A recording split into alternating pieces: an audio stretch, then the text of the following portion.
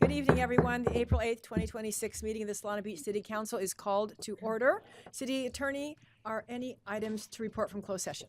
No reportable action, Mayor. Very good. Let the record show all council members are present, and our apologies for the late start. Next on our agenda is the flag salute. Please stand and join me in the pledge. Ready? Begin. I pledge allegiance to the flag of the United States of America and to the republic for which it stands, one nation, under God, indivisible, with liberty and justice for all. Okay, we have no proclamations or presentations, which brings us to the approval of the agenda. City Manager, are there any changes? Madam Mayor, no changes this evening. Thank Very you. good. May I have a motion to approve the agenda as is? Motion by Zito, second by Becker. Please vote. Becker, please push the, yeah, there we go. Becker, Councilmember Becker.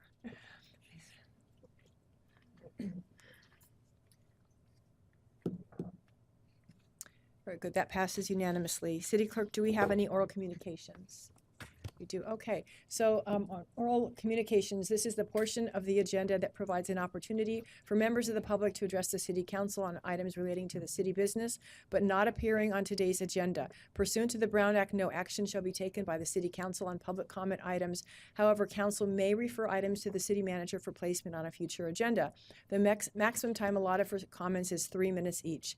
City Clerk, please call the first speaker. Our first speaker is Purita Javier.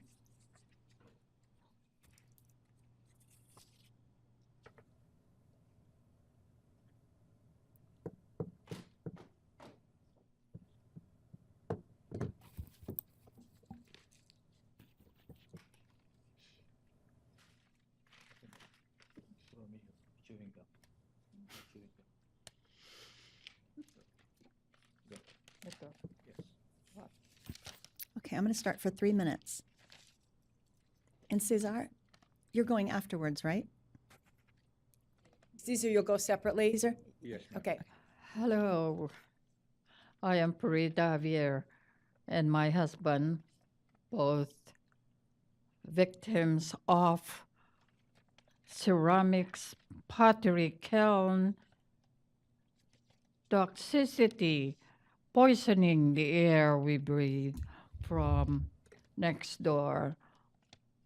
Home business located, contracted, and operated since 1984. We are hurt. We live in fear that we learn the impacts of our health and safety.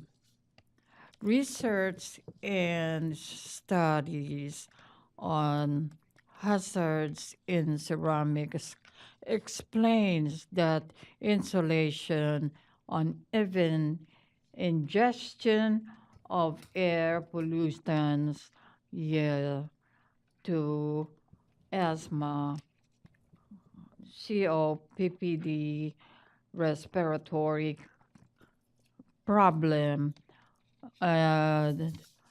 lung cancer. CDC Bulletin of 2020 pandemic period declared that the repetitive hitting of clay with glaze head and silica produce toxicity.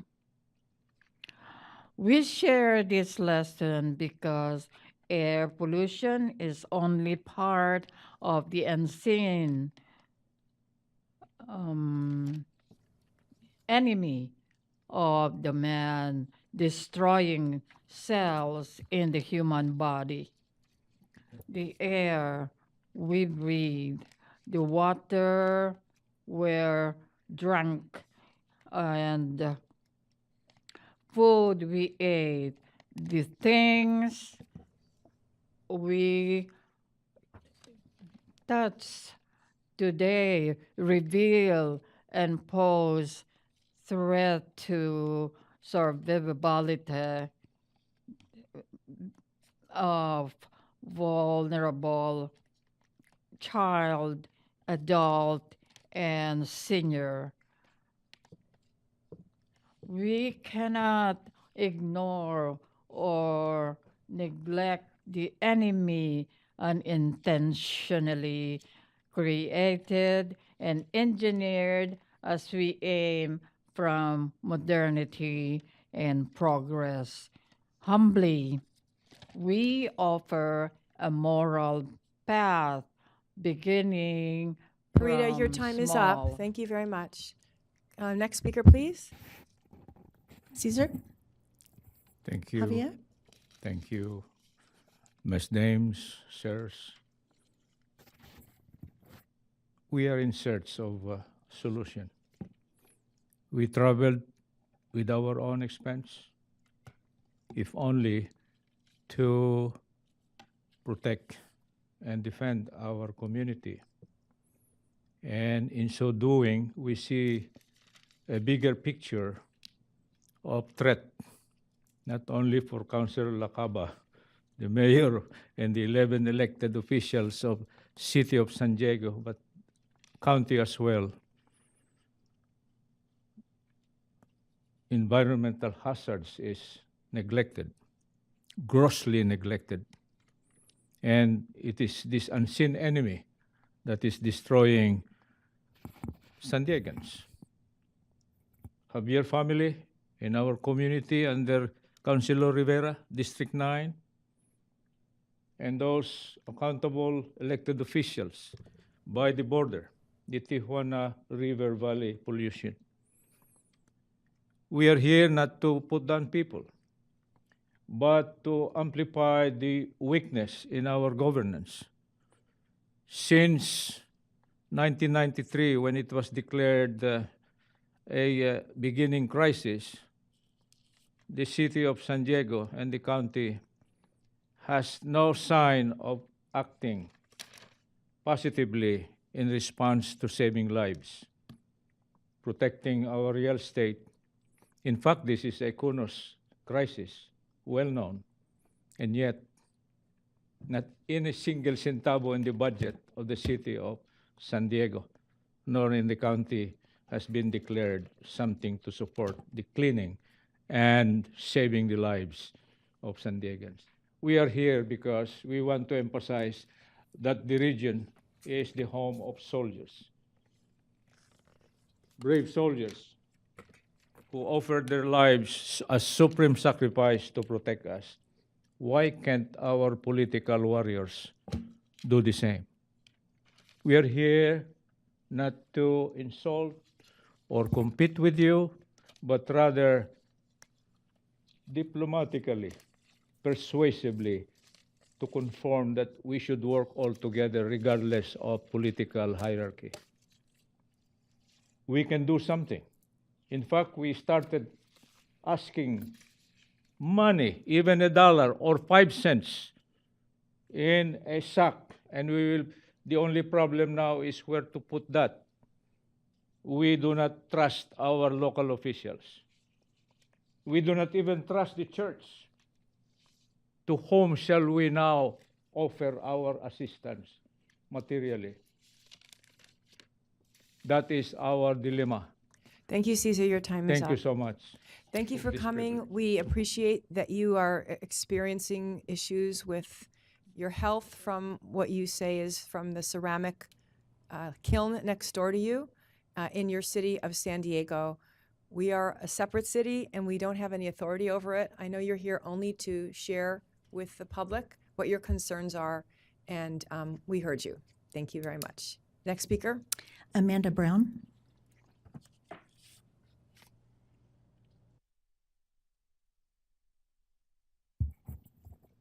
Hi, everybody. Time start? Yeah. Okay, beautiful. Hi, I am also doing a lot of work in the city of San Diego with all the council members down there, the mayor's office, and the police department. What we do is a lot of projects around nonviolence, specifically gang violence, anti-human trafficking. I was up here for an ULSE ICE event, and that's where I met Dion. So we just got to talking, and he thought I should just come by and offer what we're doing, because we do trainings all over the county, outside of San Diego. A lot of what we do, too, is working with nonprofits on how to utilize best relationships and stakeholders in the community. Like, how do you build relationships and how do you see yourself as an advocate to the community from a nonprofit and to city government, just like yourselves as well. So just wanted to introduce myself and let you know that I'm mostly down in the city, but starting to make our way up north, and I'll continue talking to Dion about it. And this is just an overview of the sessions that we train on.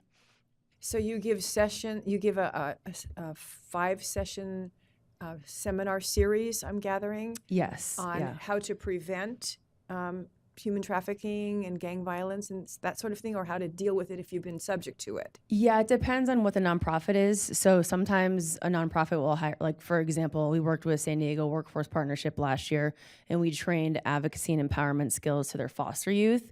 So we'll do that. But then with, for example, the police department in the city of San Diego, we're hired to prevent gang violence. So it just depends. Yeah. Thank you, and Yeah. thanks for meeting Dion and keeping in touch with him. Yeah, you're welcome. Thank you. Thanks. Next speaker, please. Stan Burgum.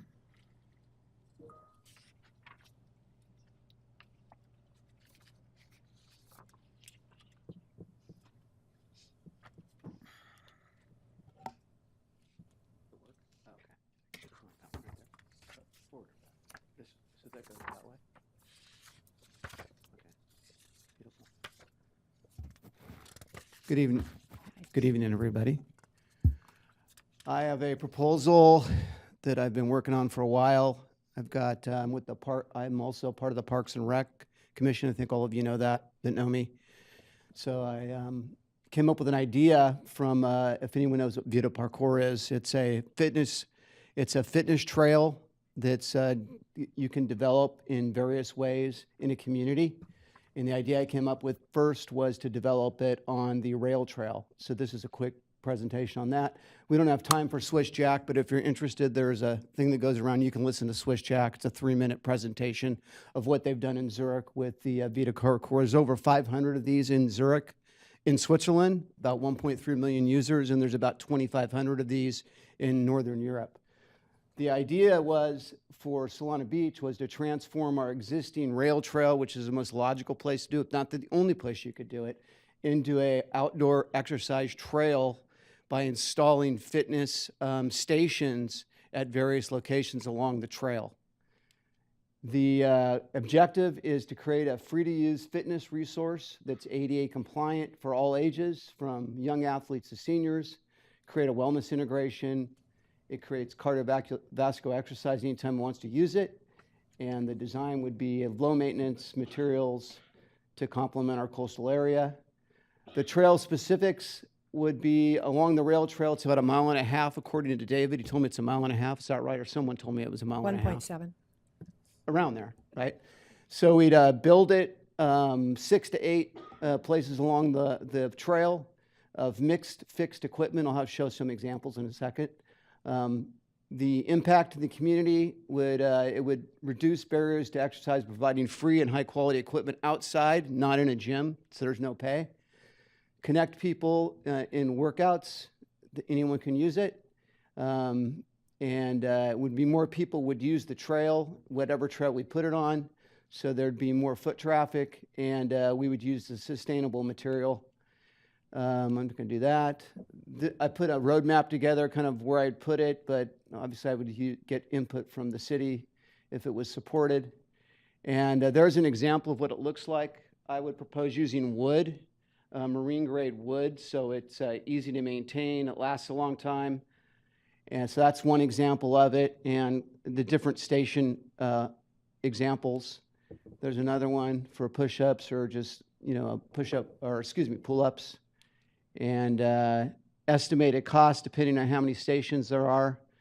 I got estimates from local companies between $10,000 to $60,000.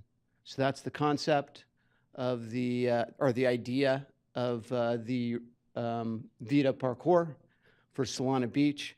I would emphasize that I have talked to a lot of people about this. I know time's up, and people are very interested.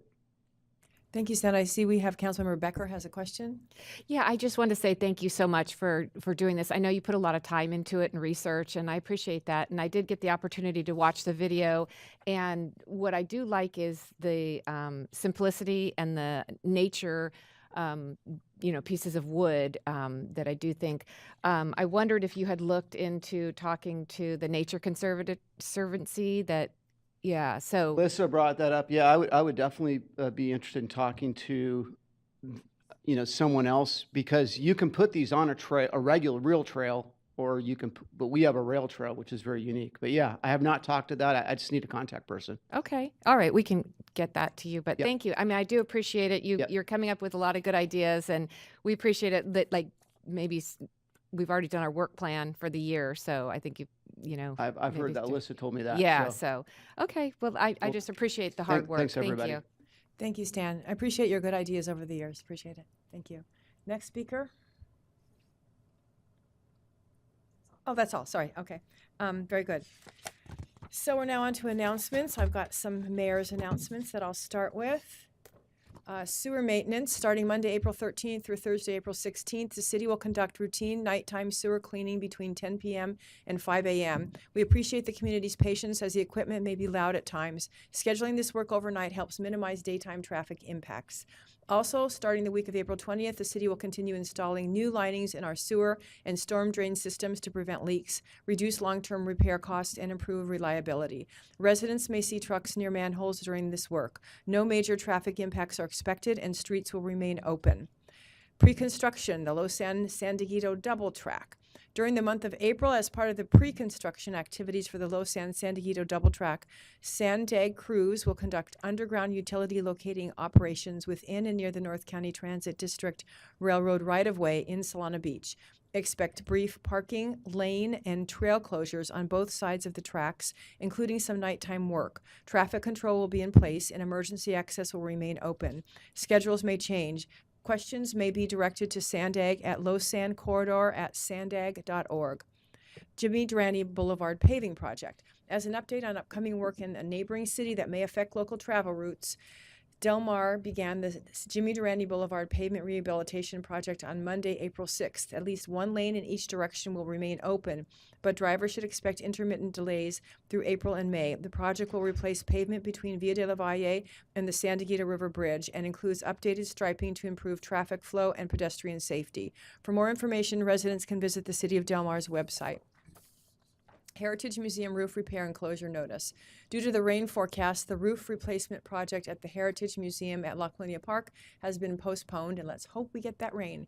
We will keep you updated on the new date. Monthly Solana Beach Games Day. Join us for the monthly Solana Beach Games Day, hosted by the city's Parks and Rec Department in collaboration with Solana Beach Community Connections and Let's Play a Game Foundation. This event promises fun for all. Thursday, April 9th from 12 p.m. to 2 p.m. at La Colonia Community Center, which is at 715 Valley Avenue, Solana Beach.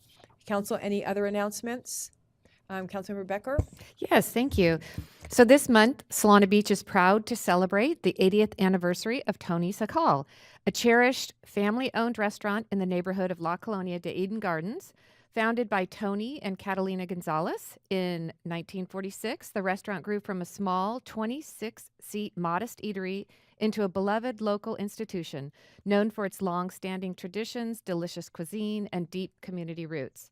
Tony Sakal will be celebrating its 80th anniversary next week from April 13th through the 19th with mariachi performances from 5 to 8 p.m. on April 17th and 18th. The City Council and I will join the celebration to present an official proclamation honoring 8 decades of family stewardship, authentic cuisine, and contributions to our community's history and culture.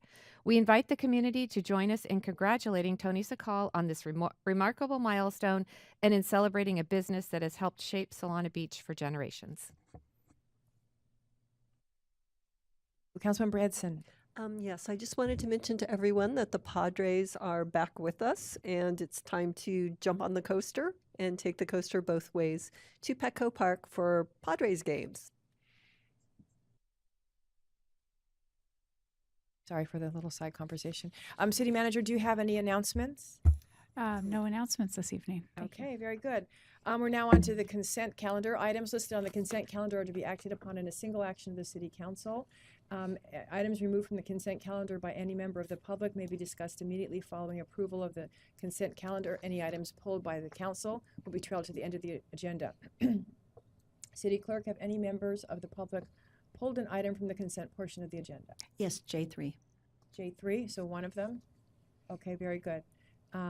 We will then come to that after we take a motion to approve consent at minus J3.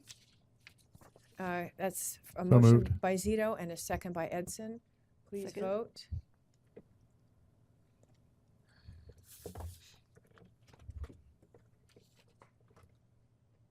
That passes unanimously.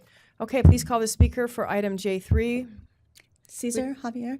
which is awarding a professional services agreement to UNEX, Inc. for streetlight and safety lights maintenance and repairs. Cesar, you can speak, and you must speak on the topic, okay? Only on the topic.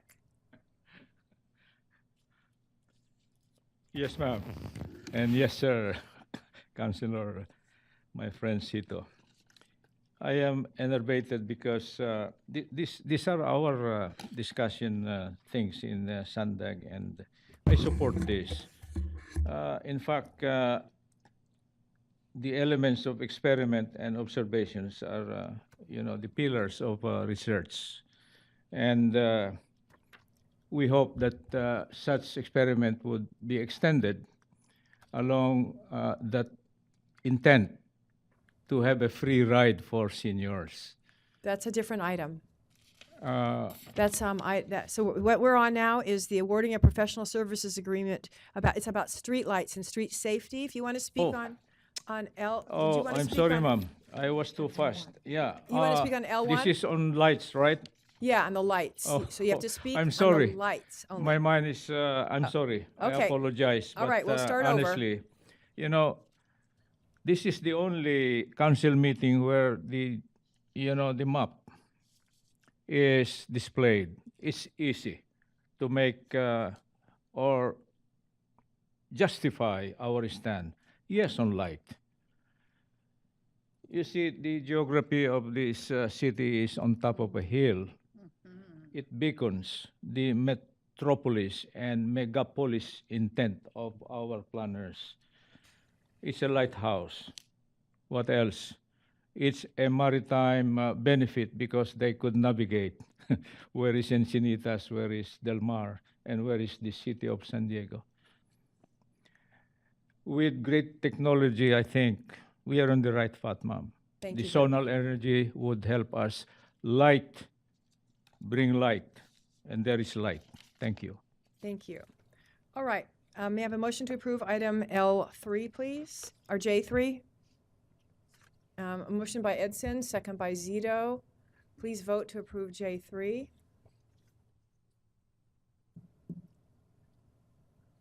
That passes unanimously. Okay, we're now on to our staff report. Yes. City manager. All right, Mayor, Deputy Mayor, members of the council, members of the community, I'm really excited to have Nicole Grucke, our environmental manager, sustainability manager, present to you tonight our senior transportation pilot program. Before I hand it off to her, as you recall, this was a key component of your age-friendly plan. It also was touched on in a similar version of electric vehicle for the climate action plan.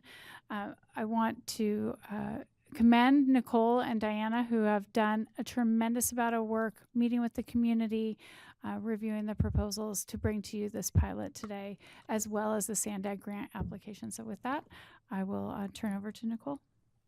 Thank you. Thank you. Good evening, Council. I'm excited to be here to talk about the Senior Transportation Pilot Program.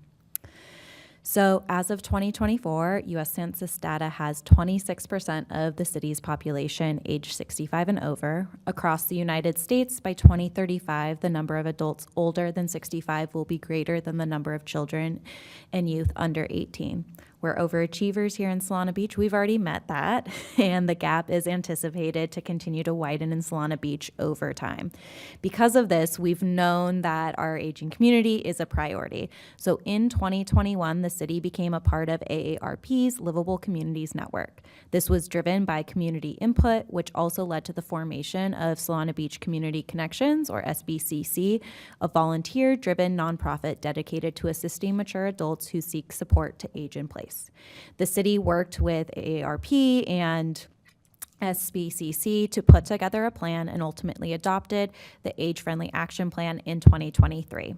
This involved various community outreach where over 600 residents provided input, and one of the major identified themes was mobility with dignity. And in particular, an identified goal was to increase specialized transportation options for older adults in Solana Beach and promote their use. When the city started to update the Climate Action Plan a few years later, transportation continued to be the largest source of emissions in the city. To holistically meet the needs of the city, the Climate Action Plan also addressed senior transportation, calling for an electric shuttle. So given the extensive outreach that was done for the Age-Friendly Action Plan, staff used that as a starting place this past summer when researching senior transportation options and what it would look like today. So key outreach findings from the previous Age-Friendly Action Plan research included many mature adults in the city currently drive themselves or walk themselves places they want and need to go. However, they are concerned about having safe, affordable, and easy to access mobility options going forward as they age.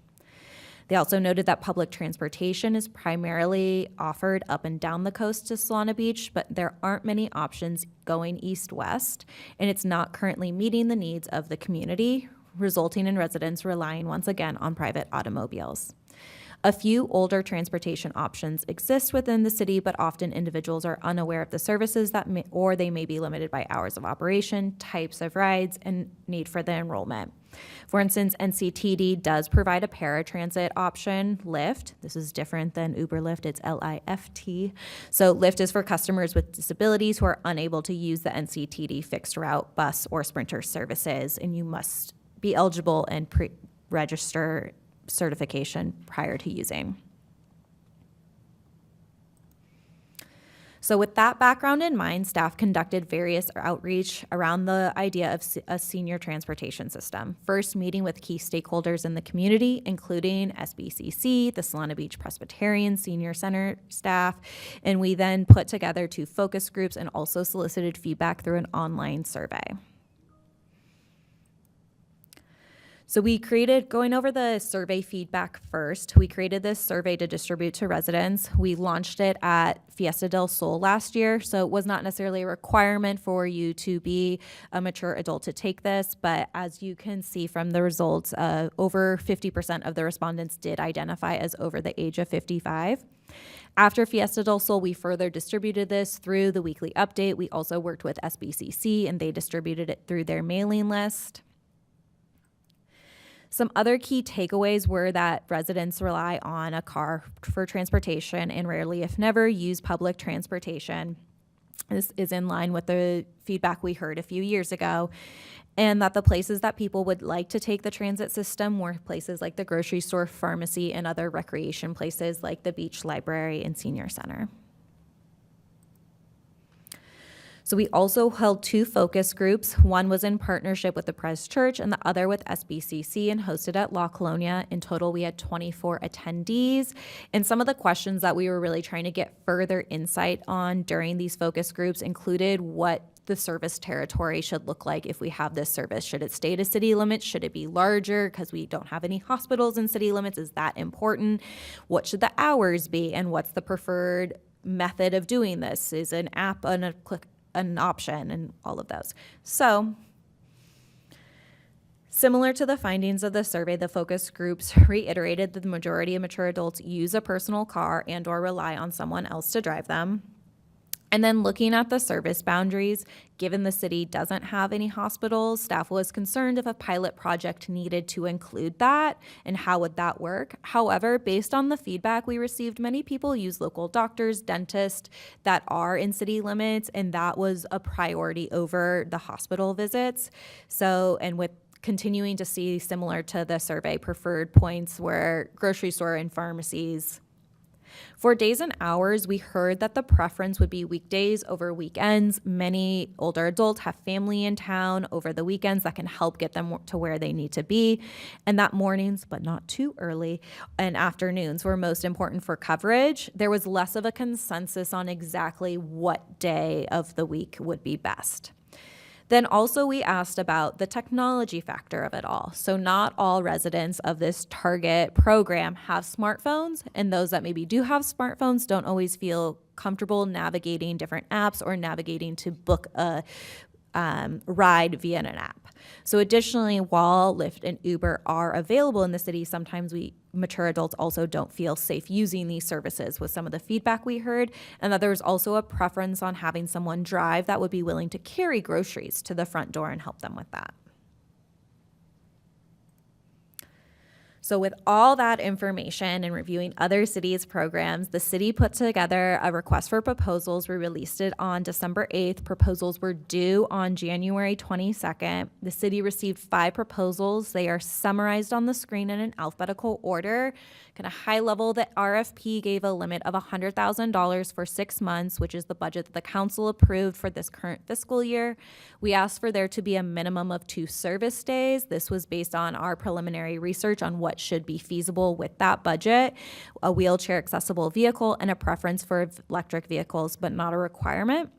Staff put together an internal review panel comprised of sustainability staff, parks and rec staff, and city manager staff to independently rate the proposals using a standardized evaluation criteria.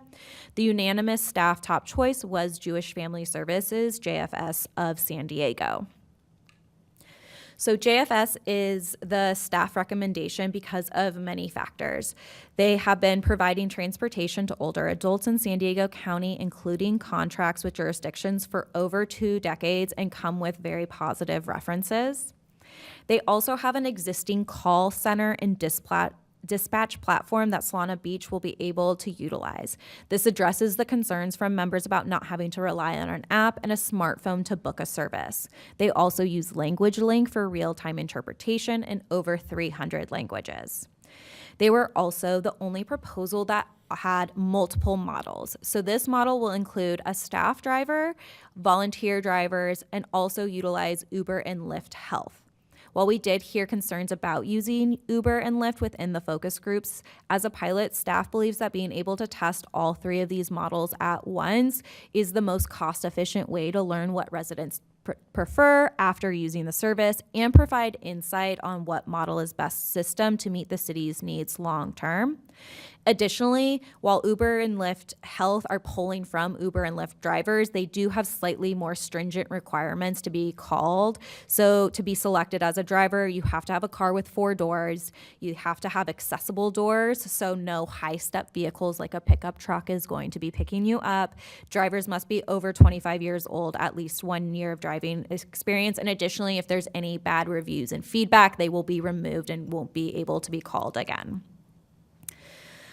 Given the unclear direction we heard from our group on what days are best, JFS is also flexible and will have check-ins to figure out what really are the best days for us to have service, and we can modify as we get feedback and see the ridership data start to come in. Similarly, given this proposal came in below the $100,000, that also gives us some flexibility to add additional services if needed. So service will start on 2 days a week. We are currently looking at starting on Wednesdays at 8 a.m. to 1 p.m. and then Thursdays from 10 a.m. to 7 p.m. Thursdays being kind of that shifted time as well, given that this will be starting over the summer. We're hoping to be able to incorporate games day as well as concerts at the Cove, at least getting people to the Cove. And there. JFS proposal also included developing marketing materials and outreach as a part of their proposal. So as a part of this work plan, their first month will be just doing marketing outreach, going out to get the word out. So a month later, they'll be able to have rides booked and in service. JFS will not be using electric vehicles for this proposal. However, they are open to exploring EV options if a longer-term partnership is pursued.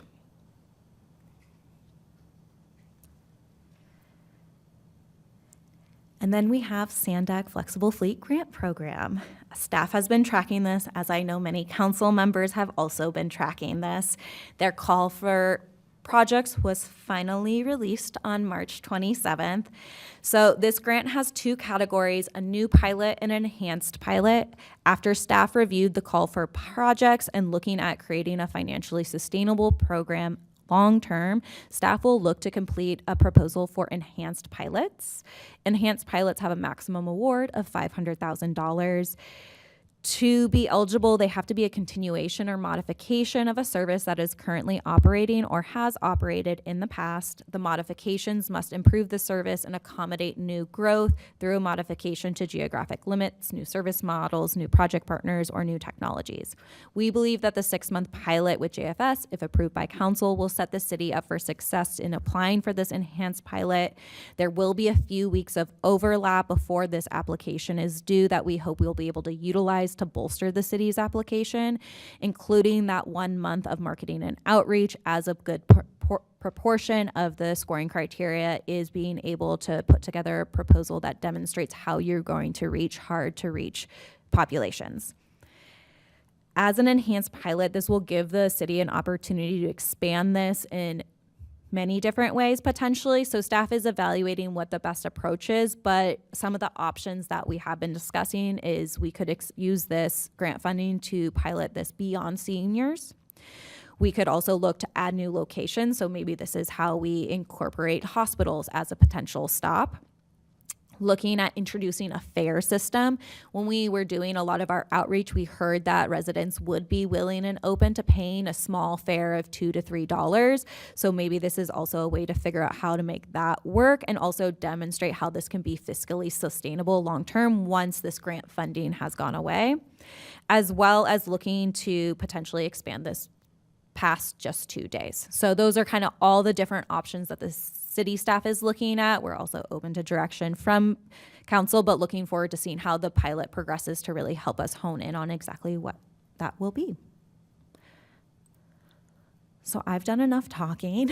So I have on the board our staff recommendation. We have 2 resolutions, Resolution 2026-022, which is for the pilot, and then Resolution 2026-039, which is giving staff to move forward on applying for the SANDAG Flexible Fleet Program. Thanks so much, Nicole. Very well done. Before we go to speakers, let's go to council questions, and then we'll save any comments and discussion for after speakers. Deputy Mayor McDonald? So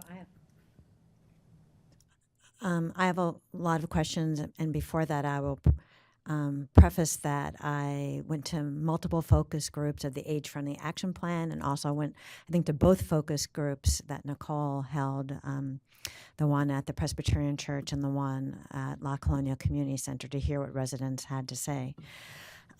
So the questions that I've been getting since I've been talking to people about this, including the board members of Solana Beach Community Connections, is there an age limit? And I really mean by limit, how young can you be, as opposed to, obviously, how old you can be could be infinite. We were looking at 65. 65, okay.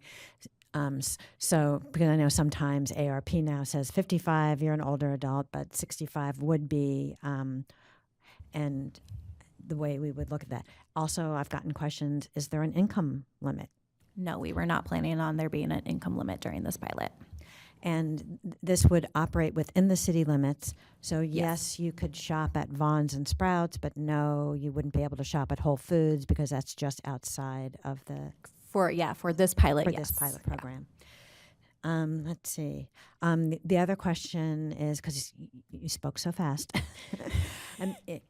if you have a walker or need a wheelchair, is it possible to, and may need some assistance getting into Yeah, so a that would vehicle? be when they're signing up the first time, they would have to go through the eligibility criteria, right? Like that you're 65, provide proof of residency, and all of those factors. They would also take note if you have a wheelchair or whatnot. So then when you're that's now part of your profile. So now when you're booking a service, they'll make sure that you have a wheelchair accessible car. So one of the things that occurred to me is, as this is advertised, it would be in some way only advertised to city residents. And if you happen to live in unincorporated, sometimes the city limits in Solana Beach are confusing. People who have a 92014 zip code live in the city of Solana Beach. People who have a 92075 zip code may not. And that will be taken into consideration in Yeah. some way, like Yeah. proof of residency or. Looking up the address and making sure it's in the city limits. Okay. Okay. All right. Maybe those. Oh, and finally, some of these slides, the information was not in our packet. Is it possible to get a PDF so I could print out all those of things course. to share with other people? Thank you so much. Thank you. Councilmember Edson, you have some questions? I do. Thank you, Mayor. And thank you for the presentation. I really appreciate it. This is something that we've been talking about for a long time, so it's pretty exciting that it's before us at this time. I had a couple of the same questions that Councilmember McDonald had with regard to age, 65, with regard to income limits, none, I'm hearing. And I believe I heard that this would be free for riders. Yes. And at least initially in this pilot phase. It talks about a reservations center, and it also talks about, I think it was on demand, or excuse me, demand responsive, but not on demand. So on demand is when you call like Lyft or Uber and someone comes and gets you in 10 minutes or 20 minutes or whatever, right? Do they also offer reservations for people who have appointments and know that they need to book their appointments on Tuesdays or Wednesdays for Yes. doctor's And I'd appointments? have to look up. I don't know if JFS knows. I think it's up to is it a week in advance or is it further in advance? 5 days. 5 days. So up to 5 days. Okay. And I also had the concern about the city, the fact that our boundaries are not 92075. You know, we do have parts of my district certainly that are in 92014. And I want to make sure that those residents are not challenged and covered and welcome. Yeah, I can work closely with the JFS staff to make sure that the eligibility is using like a geotag to make sure, not just zip code. Yeah, it can be pretty confusing for sure. All right, well, lots of good answers, and thank you. I'm looking forward to this pilot project. Thank you. Councilmember Zito, questions? Yeah, a couple of questions. Thanks, Mayor, and thanks, Nicole. Awesome job.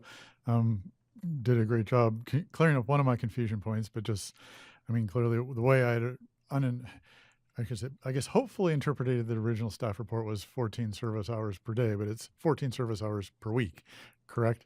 And so that's why you've picked the 2 days instead of more days for that. The other one, I was just curious. I mean, I understand given that we're targeting the supporting the senior community here, why it would be done this. But when you did the discussion forums, was there any discussion about how, when we've talked about doing this type of service before, there's a question is this point to point or is it a regular route with a predictable schedule? Was that addressed at all in these That was talked discussions? about Okay. Yeah. Overwhelmingly it was wanting door to door, Door, point to yeah. point. Yeah. Yeah. Doesn't surprise me on that. And then I guess you talked a lot of hypotheticals about applying for the grant, so that we're still working through what the add-on would be. Yes. And okay, what those details would be. We talk more about that later. But then my assumption, since the grant runs through 2029, that if we were to apply the grant and win the grant, we would at that point be committing money for the next 2 years as well on our beyond this $100,000, right? Yeah, there is Yeah. a 11.47. It's Yeah, there's a match requirement. Yeah, there is a match requirement. So- Don't necessarily quote. It's something around there. Although on the scoring criteria, right, that's like the base, like the minimum you can do. Right. That gets you, I think, 2 points. I and know. So yeah. we will be committing ourselves with the grant by doing it to Yeah, more than you this, can just also use staff $100,000, time to yeah. help match with Right, as yeah. well. So. Okay, perfect. Yeah. Thanks. And I have a couple questions. So this will be a 6-month pilot program, and we are going to apply for the Flexible Fleets grant. When is that application due? Because we need to know what it is that we're going to be applying for as an expansion. June. So what are we going to put down for an expansion? We won't know yet. I think we're going to have a few weeks of service, and we're going to be talking through that, I think, and we can, through Alyssa, we can come back as we've had basically a week to look at the call for projects. And so we're working on this and then brainstorming some initial ideas, but I think we can put together a proposal. I'm also hoping, I haven't looked at the application itself, that we can maybe put in multiple things to be trying Okay. out in this pilot. Very good. Okay, let's, oh, you have another question, Deputy Mayor? Only because Hold your mic. only because I've been working on this for 4 years. All right. And this is maybe the people from Jewish Family Services can also answer this. Will you be looking or trying to find volunteers within our community so that we can build connections between the volunteers and our residents? Yes, yes. Hold on, if you could, yeah. Yeah, thank you. Sorry, Ben Coyle, JFS. Yeah, we have a very large volunteer engagement team that helps us recruit, retain, and train volunteers. So Maureen on our transportation team.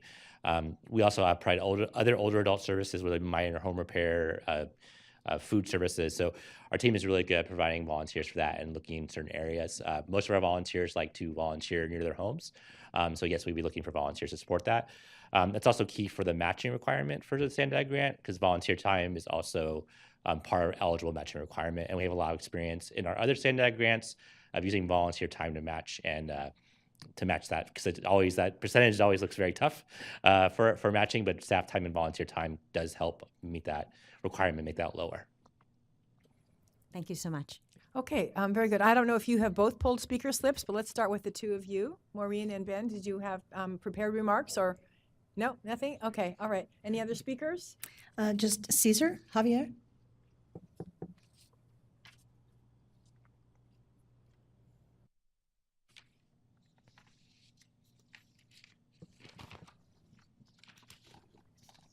Pardon me.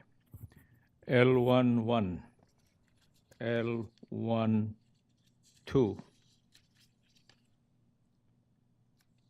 So we're just on L1 right now, and we'll get to L2 in a little bit. Oh, yes, L1, adoption of this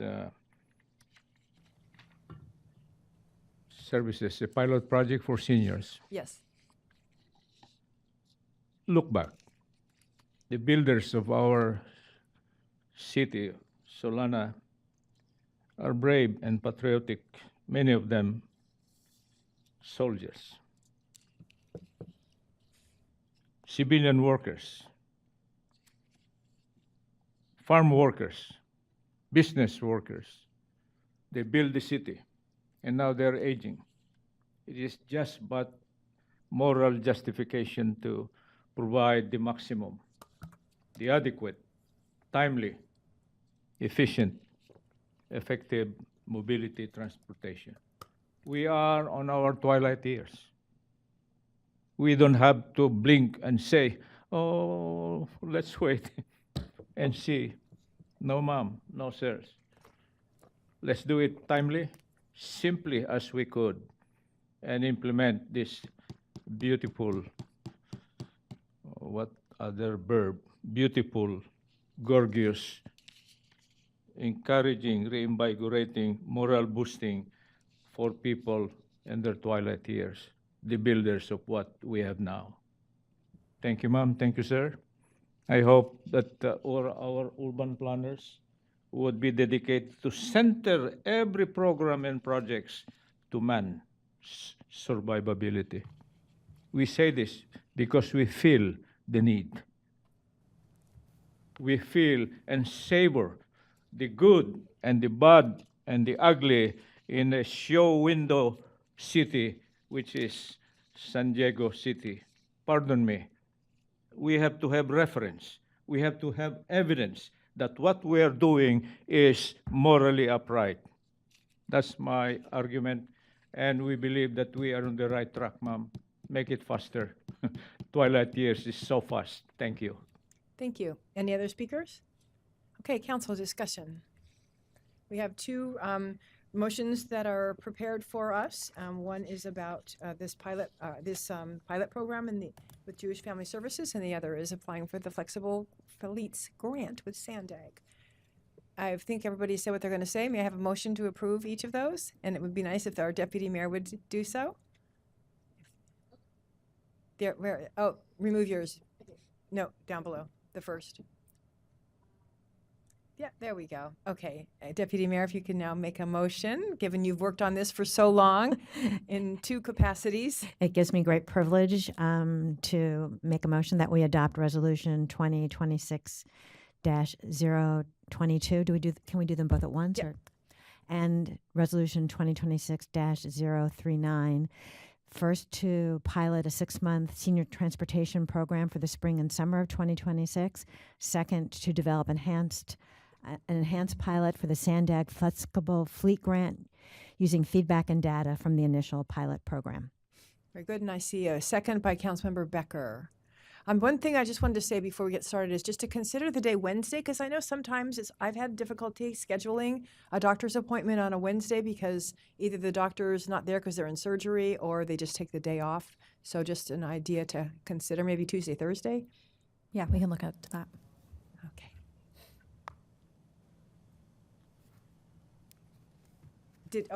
If we can just press the motion buttons again, and Councilmember Becker, can you please press the second motion? Very good. I'll call for the vote. And that passes unanimously. Great. I'm so excited about finally getting here and doing this and partnering with Jewish Family Services. Appreciate your work. Councilmember Edson? Yes, before we move on, I just wanted to mention that, as was mentioned by Nicole, NCTD provides a Lyft program that, but it's not door to door. And having a door-to-door program is great. I know also because I sit on the board of FACT, facilitating access to coordinated transportation, which is funded through Sandag and similar mini grants. And they, I think this program is great for us locally. And FACT is something that's available for people that do need to get to the hospital or do need to get to places outside our city. So I think they will all work together really well. Thank you. Great, wonderful. Okay, let's move on to the next staff report, please, which is a State Parks grant application. Yes, so L2 is our State Parks grant application. I have Community Development Director Joe Lim here to present this item. Good evening, Mayor and City Council. As the City Manager mentioned, this is a State Parks grant application through the Division of Boating and Waterways. Many of you are probably familiar with this. We've done this in past, but I'm going to give a little bit of a background about what it's going to be funding. As you're aware, the city partnered with the City of Encinitas, the Division of Boating and Waterways, and the U.S. Army Corps of Engineers for the Coastal Storm Damage Reduction Program that placed 700,000 cubic yards on the city's beaches about 2 years ago. There's ongoing monitoring right now, and that resulted in 7,200 feet of beach sand, about 10 feet high, and this is a 50-year project that we will receive, if we receive additional funding in the future, renourishment for additional 290,000 cubic yards every 10 years. Some of you know that the extent, it goes from Tide Park Beach all the way down to the southern city limit of the Solana Beach. We also have participated in other beach nourishment projects, which includes the regional beach sand placement projects 1 and 2, which were smaller, but also assisted with the efforts to reduce storm damage to our bluffs. You may remember the very first day that they were landing the pipeline, where the tugboats were out off of Fletcher Cove. They put together segments of the pipe and eventually were able to land the pipe to the beach. And then that pipe was dropped to the sea floor, by which they dredged sand from a location just outside of the city limits, offshore, between Del Mar and Solana Beach. And they, dredged slurry from a dredge ship that connected to the pipe, made trips back and forth from the receiver site, and placed it on the beach. And you can see here that some of the equipment that they used to move that sand around on our beach. So what are the project benefits? Obviously, created a lot more recreation space, public beach access, improved beach access, and also improved safety by creating more beach area, approximately 150 feet wider beach than what we had previously, especially during the winter months. The purpose of the Division of Boating Waterways grants was to enhance public recreation, coastal access, as well as visitor opportunities that might otherwise not we might not have throughout the year. As you know, in past there had been past years where we had virtually no beach during the winter and made it very difficult for people to enjoy our beaches. Some of the past grants that we received funded things that included the environmental impact report, environmental impact statement, the feasibility study for the project, as well as pre-construction engineering and design, and construction, and where we are now with the ongoing monitoring. Some of the funding that we've received over the years, ultimately it adds up to just over $9 million we've received.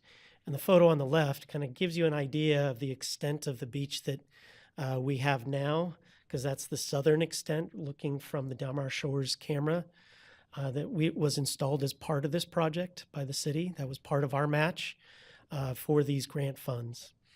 You can see outside of the city boundary, the beach was much narrower, was lower, and you can see the tide comes up a little bit further than what we have currently on our beaches. The cost of the project actually ended up being a little bit more than what was originally anticipated. I believe it was around $45 million. Turns out it's closer to $49 million, which is why the Army Corps has asked both Encinitas and Solana Beach to provide additional non-federal funding assistance as agreed to as part of this project. 65% is paid for by the Army Corps. 35% comes from non-federal funds, which includes funds that the city provides through our sand mitigation fees and or other funds that we receive through some of the collection of our TOT that is designated for these types of efforts. Of the 35%, the city only pays 15% for those funds. The remaining 85% has come from Division of Boating and Waterways. So how much are we going to be? We've been asked to get up a little over $1.8 million, of which we are going to be applying for a grant of $1.6 million to the Division of Boating and Waterways, and the city would end up contributing about $283,000 as our local match, some of which will be in-kind services. We pay for consultants and we do other efforts. We maintain the cameras for ongoing monitoring. We do studies of with transects and information that feeds back into the report that will be coming out in the near future. So if we're successful, that's what these funds would go for. Some of the ongoing commitments, I mentioned various monitoring. This just kind of covers the various monitoring items that are ongoing: habitat monitoring, biological, grunion run, snowy plover avoidance, water quality management. Surf monitoring is one of the bigger ones that I know was very interested by Surfrider. And then we also do the borrow site monitoring. That covers what the project ultimately is, but these funds are just a fraction of of the overall project. We are requesting that you approve Resolution 2026-035, which authorizes the city manager to submit a grant application to the State Parks Division of Boating and Waterways, as well as negotiate and execute any agreements necessary to receive those funds. And I'm happy to answer any questions. Thanks, Joe. Very thorough. Any questions? Councilmember Edson? Yes, thank you, Mayor, and thank you, Joe, for the presentation. In the staff report, I noticed that it says the next nourishment cycle for the project will be in 2034 and every 10 years on average through 2075, and will be synchronized with Encinitas every other nourishment cycle to maximize efficiency and minimize costs. Why every other? So Encinitas, part of their project, they're actually doing renourishments every 5 years, but their volumes are smaller than ours. Ours are every 10 years at a larger amount. Okay, got it. Do we have any speakers on this? Cesar Javier?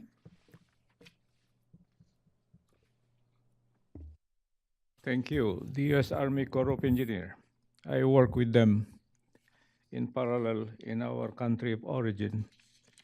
And we can solve this. Actually, while we are spending money diluted in this Pacific Ocean, is there a plan also, equal effort to move this physical development, houses, buildings, while we try to bring more land, soil? That is one, I think, and I believe it approaches empirical thinking. We cannot prevent this natural erosion by the fact that we are along the fault San Andres, plus the continuing plate movements. It's nice too if we have the hydrographic survey on this, the underwater contour line, we call it in the engineering parlance. And sad to note, this is now a balance. Move those buildings, start evacuating them, and continue this counter erosion, putting more soil until the end. I think that's the empirical solution, if we may humbly convey to our planners. We have that experience in so many places. And one example is this China claim islands they put, but it's justifiable because of the hydrography character. It's shallower, but this one, I think, if we try to imagine from public perspective, it looks like very deep, and therefore evacuate. Keep the people safe. That's, I think, number one. And number two, let's continue this effort, but possibly move now the people away from this threat before fatalities would come. God forbids. Thank you, sir. Thank you, ma'am. Thank you. All right, may I have a motion to approve the staff recommendation? Councilmember Zito? Yeah, just want to, thanks for the staff report, Joe. I also wanted to comment that thanks for reminding us of all the things that are going on. I have mentioned to the city manager, I would love to see some of these monitoring reports come back of how the project's been going, and I believe there's plans to put that in place, but I think that's important. We're working with our consultants to right, bring a so- report back to you of the status of all those monitoring with Army Corps, as well as our consultants. So hopefully, I believe we're shooting for the end of the fiscal year, probably in June. Yeah, perfect. Is what we're looking for.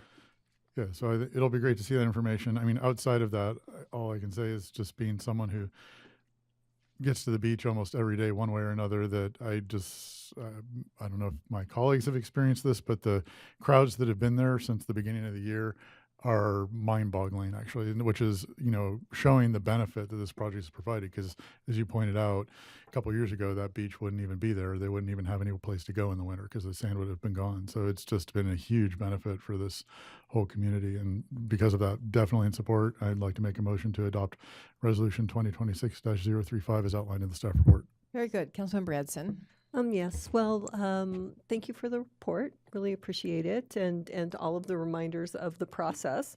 And I'd like to thank State Parks, DBW, and the Army Corps for their support and efforts to date.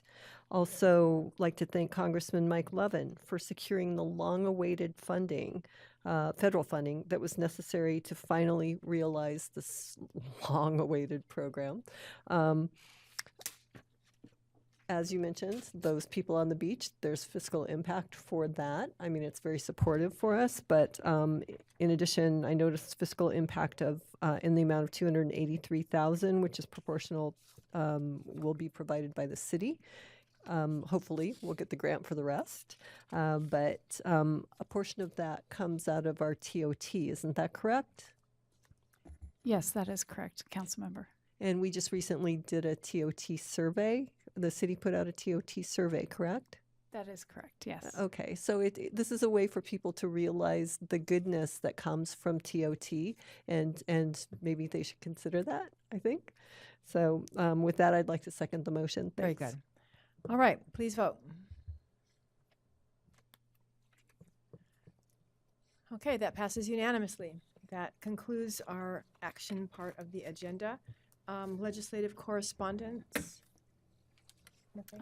None at this time. We should have some additional correspondence since the legislative cycle has been ramping up at your next meeting. On this item or the next, which is work plan comments, I sent something to you, I think, on AB 2433, which is a new bill by Assemblymember Alvarez that would make density bonus projects by right. I would like to make sure that we voice our opposition to that. Yes, we just met with our lobbyist in Sacramento today, where we talked about this legislation in addition to a few others where in alignment with our legislative policy, we will be taking a stance of oppositions or support depending on those bills, but that is noted. Thank you. Very good.